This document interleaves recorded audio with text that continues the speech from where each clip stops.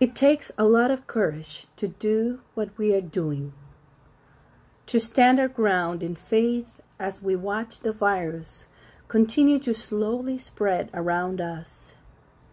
We watch the news, we wash our hands, we try to take every precaution. We go on with our lives, but we never get over the uneasy feeling that something is prowling around out there. Something dangerous to those we love.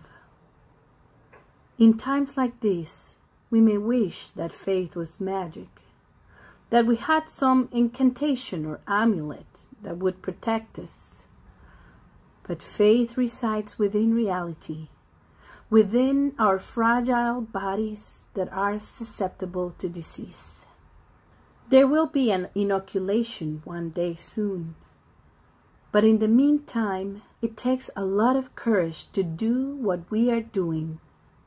We are facing reality with reality. The virus is strong, but so is our determination to face it.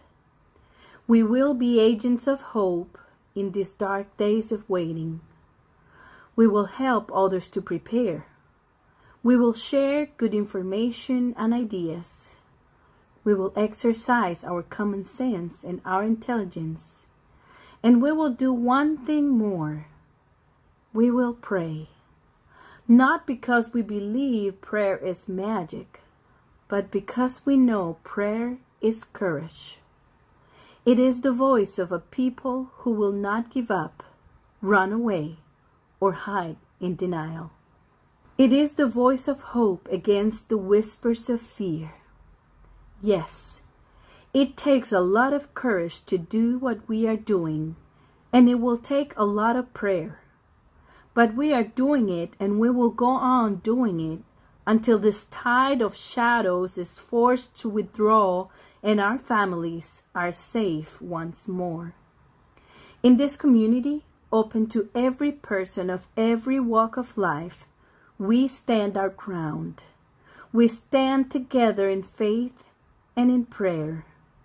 We stand in courage to witness to a power greater than the virus will ever be.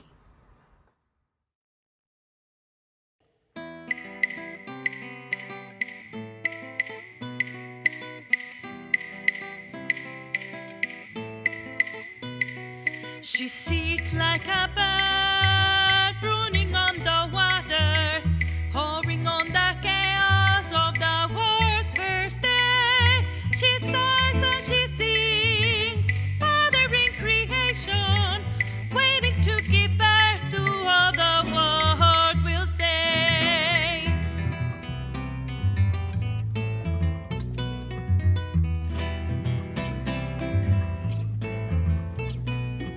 She wings over earth, resting where she wishes, gliding close at hand or soaring through the skies. She nests in the womb, welcoming each one there, nourishing potential hidden to our eyes.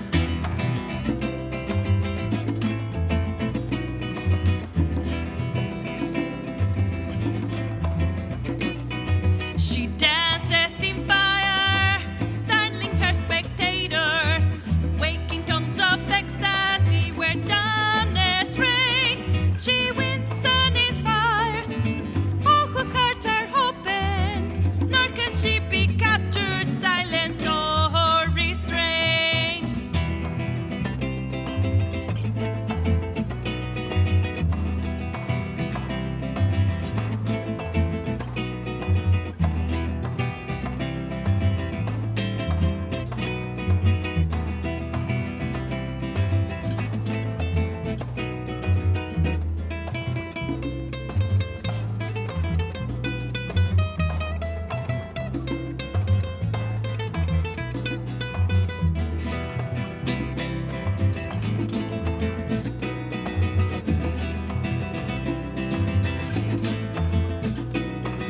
For she is the Spirit, one with God in essence, gifted by the Savior in eternal love. She is the key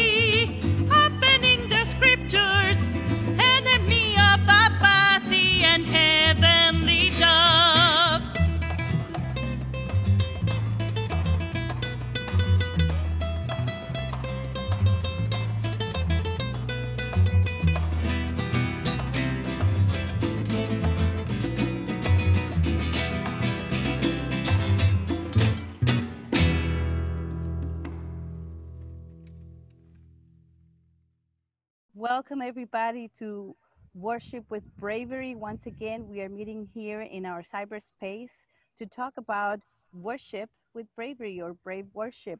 My name is Judy Rodriguez, and I am Director of Latin American Music at Christ Church Cathedral, Indianapolis.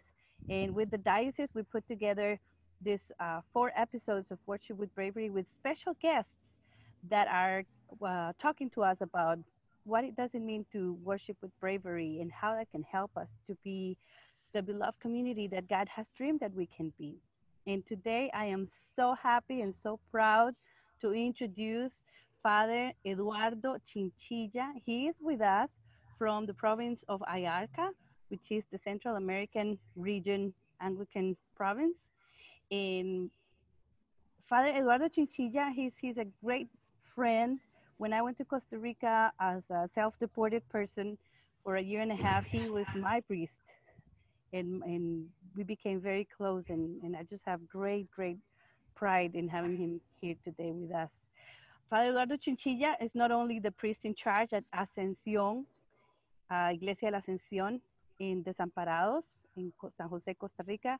He is also the dean of the Anglican Center for Superior Theological Studies, CAETS, for the province of Ayarca.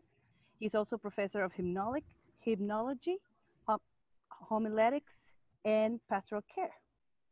He's also professor in the Anglican Seminary in El Salvador, and he was named by Presiding Bishop Michael Curry as the president for the Commission on Theological Education for Latin America and the Caribbean. Bienvenido, Padre Eduardo. Estamos muy contentos de que estés con nosotros. Muchas gracias, Yuri. Es un gusto poder compartir este momento de diálogo, de edificación, de crecimiento espiritual. Gracias, Padre. Entonces, nuestra conversación de hoy es más que todo para que hagamos un compartir de ciertas preguntas que nos hemos estado haciendo con respecto a la cualidad del valor, del coraje en el contexto de la adoración y de nuestra vida en comunidad y en iglesia. Entonces yo quería preguntarte, pensando en esta palabra valor o coraje, ¿podrías pensar en algún momento en tu servicio al ministerio en el que no hayas tenido otra opción más que ser muy valiente? Bueno, yo quiero para iniciar anotar algo muy especial que viene a mi mente ahorita acerca de la valentía. Cuando crecí en la iglesia, el pasaje de Josué 1:9, mira que te mando, que te esfuerces, seas valiente, no temas ni desmayes, porque yo, el Señor, estaré contigo por donde quiera que tú vayas. Cuando Josué tenía que hacer una de sus grandes hazañas y era la primera vez que lideraba al pueblo en algo así, Dios le dio su respaldo. Entonces, ese texto bíblico siempre ha acompañado mi vida y lo ha acompañado como un llamado, pero también sintiendo el respaldo de Dios, porque Dios, creo yo, que respalda a los valientes y a las valientes. Entonces, pienso en algunos momentos cuando inicié en el ministerio pastoral, trabajando en un barrio del sur de San José, en Costa Rica, un barrio con muchas dificultades, pobreza. Yo era muy joven, recién graduado del seminario de teología. Trabajaba con niños y con adolescentes que estaban en riesgo, en peligro de caer en el consumo de las drogas. Y entonces yo veía esa situación y me preocupaba tanto, me llenaba tanto de dolor, que tomé la decisión de ir a buscar a los que distribuían la droga para hablarles del mal que estaban causando en el barrio.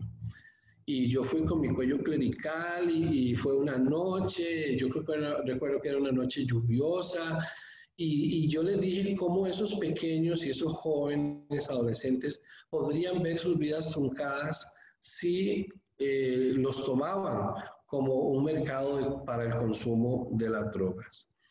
Muchos padres y madres de los chicos tenían miedo de enfrentar a esas personas.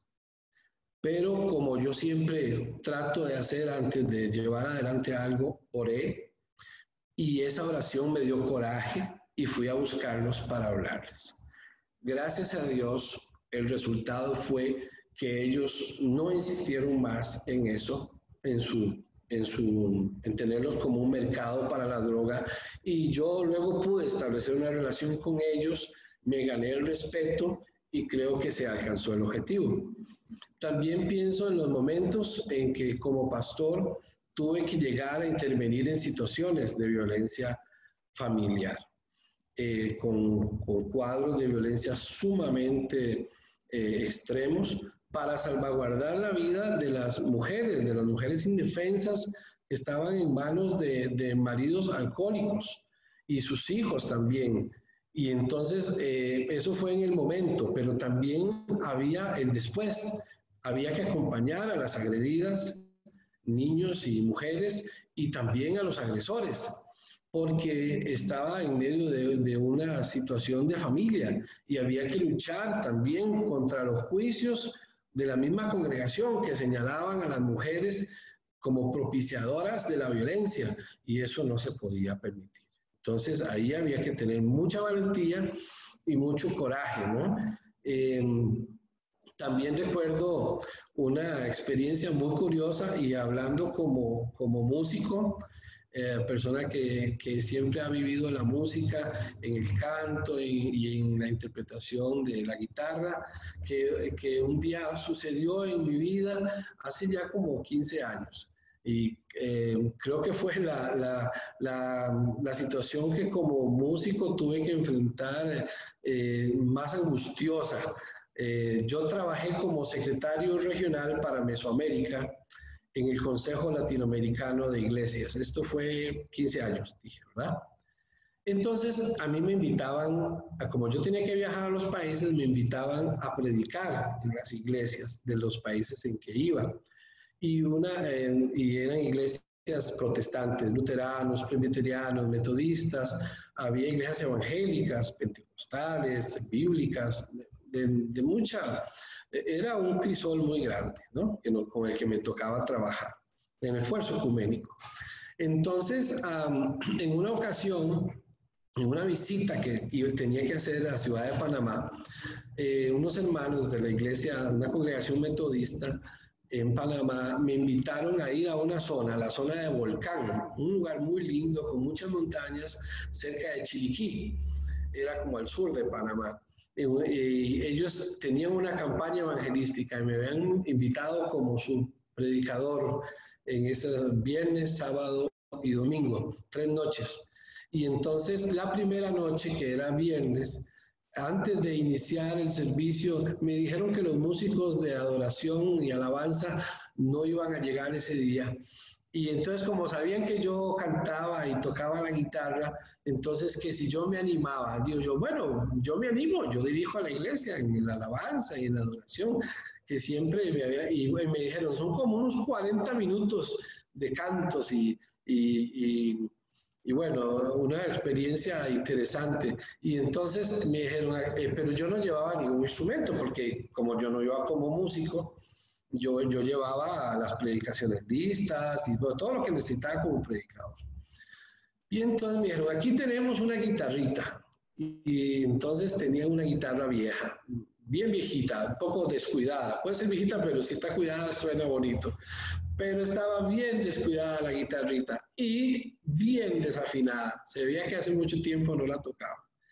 Y las cuerdas estaban no muy bien. Pero bueno, yo dije, bueno, Señor, voy a orar, acepto el reto, y bueno, pude afinar la guitarra, más o menos, un poco para que salieran bien los acordes, y dirigí la alabanza y la adoración. Entonces, en un momento en que quizás pues era uno de los momentos de más emotividad en el canto, fue un tiempo muy bonito.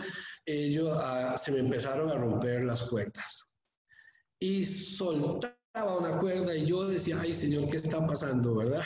Y luego soltó una segunda cuerda y así la guitarra se rompieron 3 cuerdas de la guitarra. Entonces yo recuerdo que yo sudé Yo he sudado en interpretaciones, pero esta vez sudé mucho más de lo que debía, creo. Pero al final salí de ese momento con 3 cuerdas de la guitarra. Y después vendría la predicación. Entonces, imagínate cómo iba preparado yo para esa primera noche de predicación. Al finalizar el servicio, las personas se acercaron y me decían que mientras yo tocaba la guitarra, que entre tanto yo tocaba la guitarra y dirigía el canto, ellos pudieron sentir una presencia de Dios como hacía mucho no la habían sentido. Yo aún no había salido del susto cuando terminó el servicio. Y entonces yo les decía, bueno, será por obra de Dios nada más, que salió muy bien, pero tuve que tomar coraje y salir adelante. También como pastor he tenido que sacar coraje cuando me he sentido solo en el ministerio. La gente piensa que porque el pastor o la pastora, sacerdote, la sacerdote, están siempre acompañados, no sienten la soledad. Pero el ministerio pastoral tiene momentos muy difíciles, en donde uno trata de poder tener las respuestas a muchas cosas y porque la iglesia te las demanda. Pero hay mucha soledad en el ministerio pastoral, aunque estés con tu familia, ¿verdad? Es algo que se vive de manera personal. Entonces, bueno, tocó doblar rodillas y orar. Y llorar. Y hacer muchas preguntas a Dios. Y también para eso hay que sacar coraje y ser valiente para cuestionarle a Dios cosas que están sucediendo. Pero al final Dios nos da la fuerza para continuar y sobreponernos a nuestras emociones. Y yo sé que Dios está muy consciente de eso. Creo que Él escucha todos los días pastores y pastoras, sacerdotes, hombres y mujeres que le claman a Dios en soledad. Así que ahí se muestra también la valentía. Amén, amén. Sí. Definitivamente, yo pienso que el padre Eduardo Chinchilla, como pastor, es un gran valiente, pero que además nos inspira a los que hemos sido sus feligreses, o los que somos sus feligreses, a ser valientes también. Una de las cosas, me acuerdo que cuando yo estuve en Costa Rica, estabas construyendo la iglesia, ¿verdad? De la sección, el edificio, ¿verdad? Y ahora, por cierto, que fue con unos grants y unas becas de UTO, ¿verdad? De la iglesia episcopal, pudieron empezar ese proyecto tan grande. Y se demostró la valentía no solo del padre, sino de toda la congregación. Tremendo proyecto. Padre, nos contabas también que te has dedicado a la música, ¿verdad? Sabemos que cantas súper bonito, tocas guitarra. Cuando yo llegué a la Ascensión, el padre se ponía la guitarra y cantaba el canto de entrada y luego se la quitaba y yo empezaba la misa. Sí, la gente molestaba mucho porque decían, bueno, tenemos 2 trabajadores con un mismo salario, ¿verdad? Sí, pero la música siempre ha estado en mi vida. Mi mamá canta muy bonito, tengo hermanos músicos, tengo sobrinos músicos, una hija que toca la flauta y la guitarra, pero yo aprendí ahí es otra cosa de coraje y valentía. Cuando yo inicié el ministerio pastoral, yo fui, antes de ser ministro de la iglesia episcopal, yo fui un ministro ordenado de la iglesia metodista. Y cuando inicié mi ministerio, me llevaron a iniciar una obra, una misión al sur de San José, esa que les comenté al inicio. Entonces, yo recuerdo que el pastor que me acompañaba tocaba el acordeón y la guitarra. Entonces, una hermana de la iglesia, que recién habíamos evangelizado y su familia estaba llegando, dijo, pastor, yo tengo una guitarrita. Siempre es cuando la gente me sale con, yo tengo una guitarrita, ¿verdad? Yo espero que guitarra viene, ¿no?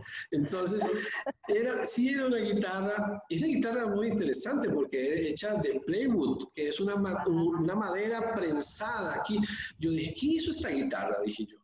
Pero entonces, y yo tuve que aprender a tocar guitarra solo. Yo soy autodidacta en eso, porque justo al domingo siguiente que me dieron la guitarra, el pastor dijo que ya no seguía más ahí. Entonces, que yo me quedara solo. Entonces yo dije, ¿y la música? ¿qué va a pasar con la música? Y entonces una hermana llegó y me dijo, yo tengo esta guitarra o esta guitarrita, y me la dio. Y bueno, empecé a buscar cómo afinar, cómo se afina una guitarra. Pues tenía algunos conocimientos pues, de la música, de las notas. Ya después me dediqué un poco más, pero aprendí solo con un himnario que tenía del seminario bíblico donde yo me gradué, que tenía atrás los acordes, las posiciones de los dedos en la guitarra. Y entonces era muy fácil, el himnario era muy didáctico para poder seguir los cantos. Entonces yo dije, no, yo voy a hacer esto, la verdad que yo puedo hacer esto. Y al final aprendí a tocar guitarra. Así que, bueno, y la música siempre estaba ahí. Sí, sí. Sí, así es. Padre, y en esto de la adoración y la música, más allá de hacerle frente a las situaciones inesperadas, ¿verdad?, que se presentan, ¿qué significa para nosotros como músicos episcopales y en la iglesia ser valientes? ¿Qué piensas? Bueno, tenemos que irnos a la definición de valentía. Un valiente o una valiente es alguien que actúa con valor pero no solo con valor, sino con determinación en situaciones arriesgadas o difíciles. La cotidianidad puede también traernos situaciones como esa, no solamente las inesperadas. Y yo creo que pensando en eso, uno de los momentos en que los músicos tienen que ser valientes, también la valentía tiene que saber, tiene relación con estar empoderado, ¿ya?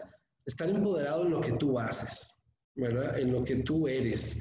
Tiene que ver mucho con autoestima también, con que tú estás claro lo que hay en ti y que no depende de nadie más, que Dios te lo ha dado. Y recientemente acabamos de celebrar Pentecostés y el texto de Hechos que se lee en Hechos 2 es tremendo porque nos habla de cómo la gente se empoderó y el mismo Pedro cómo se transformó porque el Espíritu Santo lo bautizó.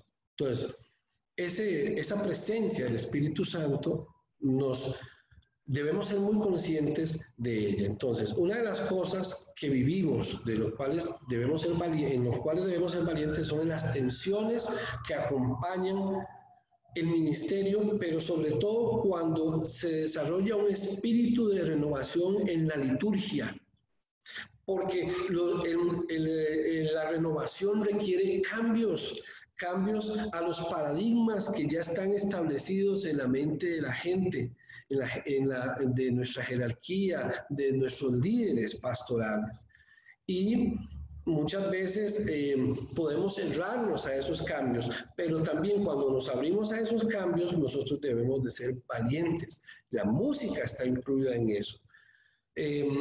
La iglesia necesita una renovación de la liturgia y muchas veces los mismos músicos ofrecen resistencia porque tal vez ya han entrado en una zona de confort y es muy fácil seguir haciendo lo que siempre hemos hecho. Pero ¿qué tal si hacemos algo diferente? Si los tiempos nos están diciendo que las cosas deben renovarse y cambiarse. Entonces, a eso debemos sumarle las críticas que pueden venir de fuera, a cómo ven la renovación de la liturgia, de la música, y confiar que se está haciendo parte de un movimiento de cambio. Y Martín Lutero decía algo muy bonito, decía, iglesia reformada, siempre reformándose. Y ese es un principio de la iglesia que ha querido siempre responder a los tiempos con momentos diferentes, palabras diferentes, acciones diferentes. Ahora, yo creo que también el trabajo de los músicos en nuestras iglesias se ha invisibilizado mucho. Yo no me refiero al momento de la ejecución de la música. La gente siempre, cuando los músicos se entregan, como se entregan, siempre una de las cosas que la gente comenta es que dice, qué linda que estuvo la música en la iglesia. Y la gente se acerca a los que interpretan la música, o dice, ese himno me ayudó en esto, etcétera, etcétera. Pero lo que yo me refiero es que esa ejecución de la música, de la alabanza, la adoración, los himnos en la liturgia, es solo como la punta del iceberg. Porque debajo de todo eso hay todo un trabajo realmente muy de entrega que la feligresía no es consciente muchas veces. Hay horas de ensayo, montajes semana tras semana, y de eso no se habla. Hay inversión de tiempo, hay limitados recursos también con los cuales tenemos que aprender a salir adelante con eso. Cuando se nos dice no hay dinero para esto, ¿verdad? Solo contamos con este poco. Hay que tomar tiempo para estudiar la música, para conocerla, para hacer los ensambles, los arreglos, para tantas cosas. Y eso la gente a veces cree que es solamente llegar, sentarse y tocar, pero no es así. No es así. Y debemos enfrentar eso. Eso no nos debe desmotivar. La palabra dice, y todo lo que hagan, háganlo como para Dios. Entonces un valiente, una valiente músico, liturgo de la iglesia, hace las cosas valientemente para Dios, porque Dios sí ve esas horas de entrega y esas horas de ensayo. Ser músico valiente también significa tomar riesgos y dar lo mejor de cada uno para alcanzar siempre lo mejor en nuestro ministerio. El tiempo actual, con la pandemia del coronavirus, puede desalentar mucho a los músicos. ¿Por qué? Porque las iglesias están cerradas. Y entonces no hay la oportunidad de ofrecer ese servicio al Señor a través de la música. Y entonces nos ha llevado a todos, lógicamente, pienso en un replanteamiento de la liturgia. Los sacerdotes hemos tenido que replantear muchas cosas, dialogar mucho con nuestros obispos, con nuestros equipos de liturgia, sobre cómo poder alcanzar una genuina experiencia de acompañamiento de la fe espiritual a través del servicio litúrgico. Entonces, creo que lo importante es seguir siendo fieles a nuestro llamado principal, que es como músicos llevar a la iglesia a la adoración. Es muy preocupante si pensamos que necesitamos caer en el entretenimiento para poder saldar esta necesidad. La gente ahora no necesita entretenimiento. La gente que por sus condiciones tiene la posibilidad de quedarse en su casa haciendo el teletrabajo o bueno, las situaciones lo llevan ahí porque han sido también las decisiones de las autoridades, el distanciamiento, todo esto. La gente tiene mucho entretenimiento a su alrededor. Hay muchas posibilidades de entretenimiento. Entonces la liturgia no puede ser un entretenimiento más. Tiene que ser la vivencia de una experiencia de adoración. Y creo entonces también que los músicos y las músicas deben educar a la iglesia. A veces ese rol no se ha desarrollado bien. Deben enseñar a la gente, bueno, ¿por qué tú estás adorando a Dios? ¿Por qué estamos llevándote y guiándote en adoración para alabar a Dios? Y es que esa es la razón de ser de quienes dirigen la música en la iglesia. Y creo que debemos ser valientes y arriesgados en este tiempo del coronavirus, ¿verdad? Definitivamente. Y me encanta que hables de ese reto que se nos presentó con el coronavirus. Este programa que estamos haciendo hoy tuvo que ser adaptado porque al principio nosotros pensamos en hacer la adoración con valentía, hacer unos talleres, ¿verdad? Invitar a todos los músicos de la diócesis y a todos los sacerdotes y contarles sobre la música en español y el misterio latino y la música que representa a los latinos, ¿verdad? Dentro de la iglesia. Esa era nuestra idea, ¿verdad? Era una experiencia muy, muy personal y claro que no pudimos llevarla a cabo, ¿verdad? Entonces tuvimos que pensar, replantearnos cómo vamos a hablar de la adoración y de la valentía dentro de la adoración y dentro de la iglesia. Y de repente, la semana pasada, pasa lo que pasa aquí en Estados Unidos, ¿verdad? Se da la muerte de este señor George Floyd, que nos tiene a todos grandemente impactados, ¿verdad? Especialmente a las personas que queremos responder a esto desde el punto de vista de comunidad de fe, ¿verdad? Y entonces tenemos que replantearnos otra vez cuál es el rol, cuál es el papel del líder también en respuesta a esta gran injusticia racial que se está llevando a cabo y a esta violencia que se está dando como respuesta, ¿verdad? A la frustración que siente el pueblo aquí, ¿verdad? Cómo podemos ser nosotros agentes de cambio, ¿verdad? Y ayudar a traer la solidaridad y el amor que necesitamos para hacerle frente a lo que estamos viviendo, a esta realidad. Sí.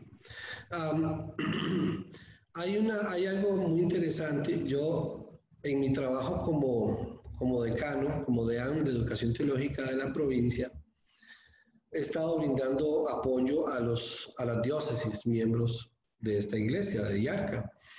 Entonces, en ese proceso, por eso soy profesor en el Seminario de El Salvador, y ahora estamos ayudando a Panamá en el replanteamiento de su programa. Y quieren hacerlo partiendo de la coyuntura actual, ¿verdad? Entonces, una de las cosas que yo he planteado es que nosotros debemos tener claros cuáles son los escenarios de esta situación. Ahora estamos viviendo un escenario, pero cuando las autoridades permitan la apertura de los templos, entonces ese va a ser otro escenario. Y no podemos pensar que va a ser lo mismo que era antes cuando se cerraron. Mucha gente de la iglesia adulta mayor no va a ir a la iglesia. No toda la gente va a poder sentarse juntitos todos en las bancas. Van a haber protocolos para accionar esta movilización de la iglesia. Entonces, ¿y qué pasó con la gente que está en el campo ahora, que no tiene acceso a internet, en los espacios donde no hay acceso a internet? Entonces, en la sociedad que nos ha tocado vivir, en el caso de ustedes allá en Estados Unidos, los líderes deben saber interpretar el escenario, la coyuntura del momento y cómo responder. Y yo usaría la palabra proféticamente, es decir, con una palabra de validez y que le afiance a las personas su fe. ¿Cómo debemos responder? ¿Qué es lo que está sucediendo y cómo vamos a responder? ¿Cuál es el mensaje que vamos a transmitir en esta situación que estamos viviendo y cómo lo vamos a hacer llegar? Eso es muy importante, porque tendremos muchos grupos con diferentes, hay brechas tecnológicas dentro de nuestras congregaciones que nosotros tendremos que saber enfrentar y saber hacer que el mensaje, que la brecha tecnológica no nos haga ser excluyentes a la hora de comunicar nuestro mensaje. Claro. No podemos decir, es que todos tienen celular, todos tienen acceso a internet. No puede ser así. Y también, ¿qué es lo que vamos a decir? ¿Qué es lo que vamos a decir en la sociedad donde tú estás sirviendo, donde los músicos a los cuales va esta entrevista están sirviendo? Tenían la situación del coronavirus. Ahora se suma otra situación, ¿verdad? Que demanda a la iglesia una respuesta. Y allí está la música. Los liturgos, los músicos litúrgicos están allí presentes. Yo creo que tampoco debemos en ese sentido olvidar que somos servidores. Los músicos somos servidores, como cualquier otro ministerio de la iglesia, y requiere humildad y sensibilidad. Hay que afinar eso, la humildad y la sensibilidad. Cuando desarrollamos un ministerio al servicio de la comunidad, debemos ser conscientes de eso, que en las manos de los músicos se nos deposita eso tan preciado que la iglesia tiene, y la iglesia se reúne, se congrega, se anima en la alabanza y se reúne para alabar a Dios. Entonces, eso es un tiempo muy especial al cual nos están encargando. Así es, así es. Yo me siento muy orgullosa porque en estos años que he estado aquí en la catedral hemos podido construir poco a poco un ministerio de alabanza y se ha consolidado y esa ha sido la insignia. Recordar que aunque somos músicos profesionales combinados con músicos amateur, el músico profesional está para servir al ministro que está cantando, al voluntario. Porque el voluntario es el que está viniendo a darlo todo con todo el corazón, porque a esa persona no le están pagando. Ese es el que está dejando a su familia y sacrificando el trabajo y sacrificando muchas otras cosas para venir a entregarse en cuerpo y alma a la adoración y a la liturgia en la iglesia, ¿verdad? Entonces, el rol del músico profesional es apoyar, sostener, darle una plataforma a ese músico para que ella y él se sientan que pueden realizar su trabajo también y realizar su ministerio, el llamado que tiene en su corazón. Sí, ambas categorías, si queremos usar eso, un músico profesional pagado y otro no pagado. Ambas requieren sensibilidad, humildad y compromiso. Ambas lo requieren. Y todo aquel que quiera participar en la vida de la iglesia necesitamos que venga con eso en su mente, sabiendo que lo que hace, lo hace para servir a la iglesia, a Dios. Y siempre pienso que la música debe ser parte de un todo en la liturgia. La música, o sea, los sacerdotes a veces pensamos que se encargue el músico de eso. Yo le doy los textos bíblicos. Y vieras que yo no creo en eso. Yo creo en formar equipos litúrgicos donde estén los ministros laicos, los músicos, los sacerdotes y diáconos, todos aquellos que tienen que ver con la liturgia, se reúnen para discutir, hablar, reflexionar, crecer, planificar la liturgia. Porque es un alimento espiritual que la iglesia recibe en la liturgia. Entonces nosotros tenemos que ofrecer algo integral. Algo integral. Entonces, los cantos tienen que reafirmar las lecturas, el mensaje tiene que reafirmar la visión de la iglesia, la palabra de Dios, y tiene que haber una conexión de todo, las oraciones, inclusive el que hace las oraciones, yo les he dicho, no lean las oraciones, oren las oraciones, oren, de tal punto que alguien en la iglesia diga, pues yo cierro mi libro, aunque lo tengo, cierro el libro y voy a orar, y voy a oír, ¿verdad? Y es el nivel de entrega y compromiso. Igual es con el músico. Los y las músicos deben sentir, deben vivir lo que están haciendo para Dios y para la comunidad. Es definitivamente un ministerio de entrega, de humildad, de sensibilidad. Así es, y yo creo que se requiere mucha valentía para uno poner esa entrega, esa sensibilidad y esa humildad. Para entregarse de esa manera hay que ser valiente porque es como entregarse uno vulnerable. Es un poco vulnerable la situación, ¿verdad? Porque tiene uno que despojarse de todos esos egos que se pone uno al frente, ¿verdad? Para esconder lo que uno tiene por dentro, ¿verdad? A veces.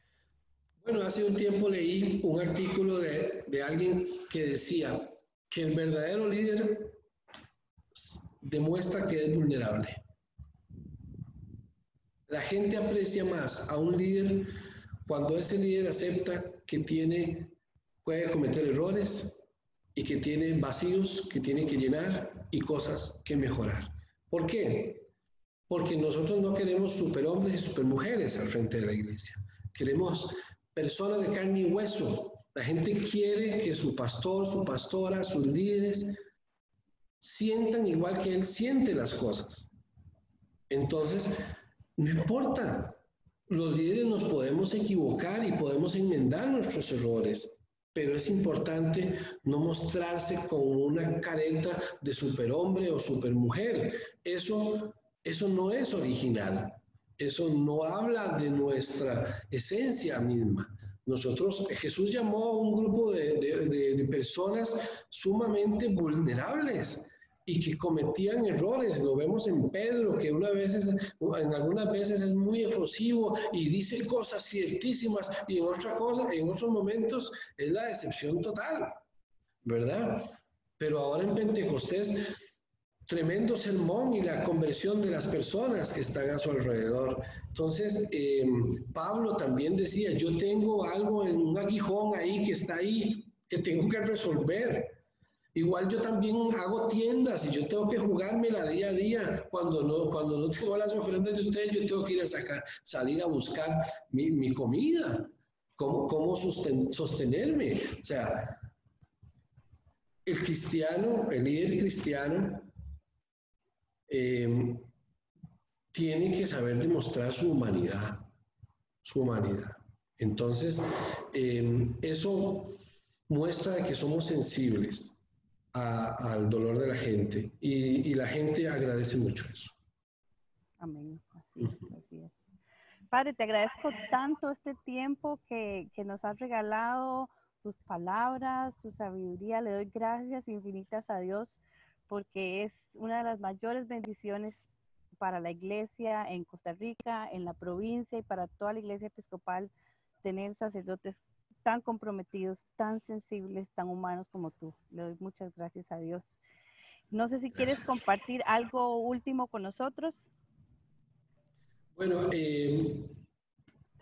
yo quiero animar a los músicos, porque siendo una entrevista para músicos, a que den lo mejor. Había un himno con el que yo crecí, se llama Da lo mejor al maestro. Es un himno precioso, ese me lo enseñó mi mamá. Mi mamá me dio el mejor regalo que me ha dado alguien, y fue la fe en Jesucristo. Amén. Entonces me enseñó y me decía, cuando usted sirva a Dios, dé lo mejor. Entonces el himno dice, da lo mejor al maestro, tu juventud, tu vigor. Y bueno, tiene todas las estrofas, es un himno tradicional de la iglesia, muy hermoso. Entonces, a estos músicos que nos están viendo, que están oyendo esta entrevista, den lo mejor siempre, den lo mejor, no importa la situación, no importa el momento que están viviendo, es el momento hermoso que Dios les ha dado para manifestar su gloria, para llevar a la gente a un momento de encuentro con Dios, para servirle a Dios y a la comunidad, para ser entes de sanidad, de liberación, de proclamación. Entonces, den lo mejor al maestro. No se olviden que lo que han recibido, lo han recibido de Dios, y es un don hermoso que debemos ejercitar. Amén, amén, amén. Muchísimas gracias, Padre Eduardo. Con mucho gusto. Gracias.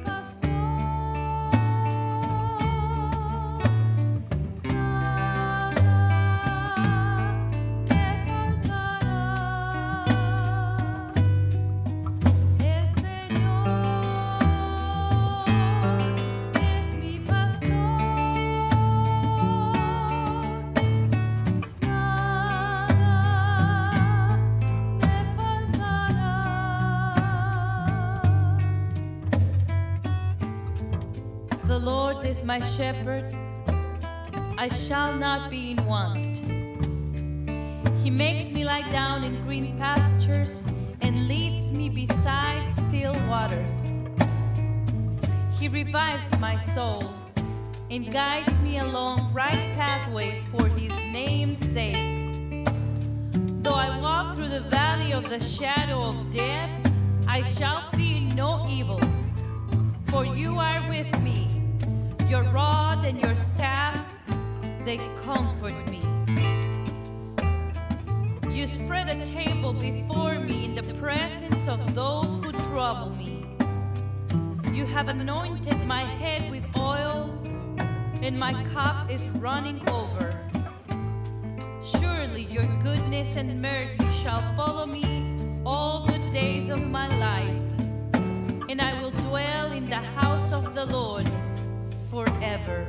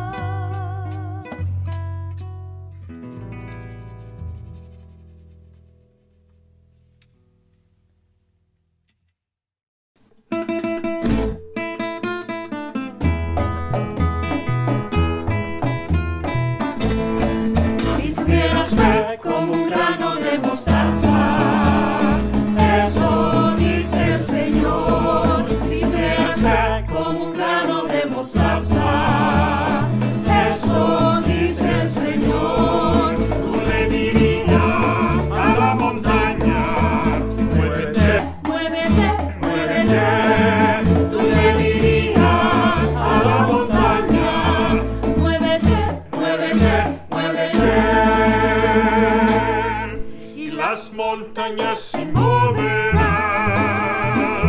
se moverán, se moverán, y las montañas se moverán, se moverán, se moverán.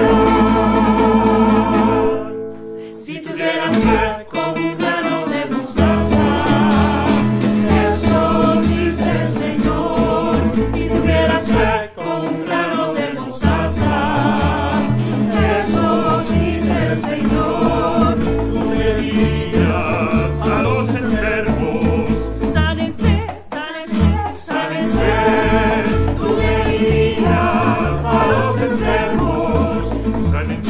sánense, y los enfermos se sanarán.